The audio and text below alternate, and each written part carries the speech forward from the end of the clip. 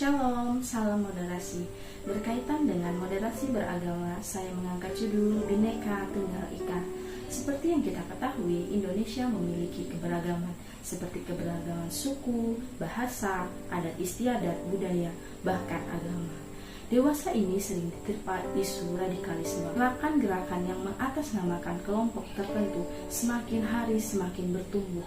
Bahkan mereka dengan terang-terangan menyuarakan ideologi mereka. Aksi teror, penculikan, penyerangan, bahkan pengeboman kian marak terjadi. Kata moderasi berasal dari bahasa Latin moderation, yang berarti kesedangan, tidak kelebihan dan tidak kekurangan.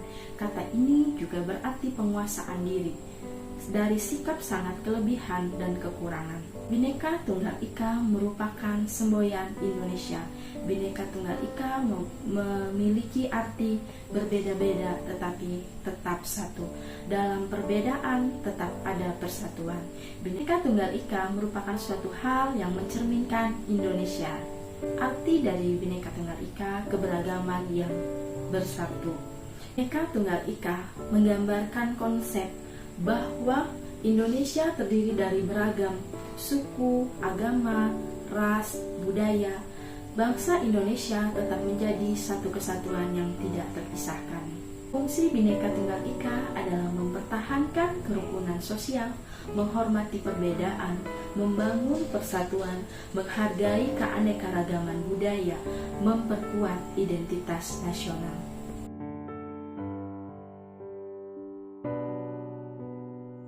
Perspektif Alkitab tentang Bhinneka Tunggal Ika. Allah adalah kasih dan orang yang beriman kepada Allah harus saling mengasihi. Barang siapa mengasihi Allah, ia juga harus mengasihi saudaranya.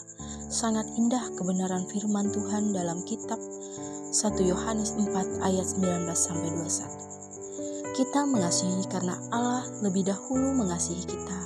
Jikalau seorang berkata, "Aku mengasihi Allah," dan ia membenci saudaranya, maka ia adalah pendusta.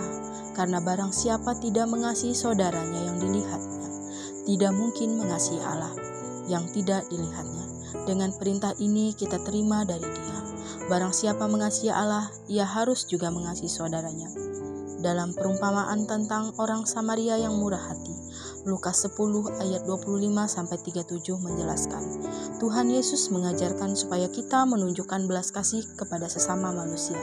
Bahkan dalam Matius 25 ayat 37-40, Yesus berkata, "Maka orang-orang benar itu akan menjawab Dia," katanya, "Tuhan, bila manakah kami melihat Engkau lapar dan kami memberi Engkau makan, atau haus dan kami memberi Engkau minum?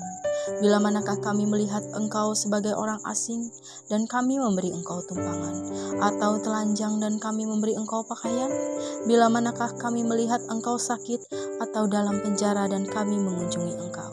Dan raja itu akan menjawab mereka, "Aku berkata kepadamu, sesungguhnya segala sesuatu yang kamu lakukan untuk salah seorang dari saudaraku yang paling hina ini, kamu telah melakukannya untuk aku."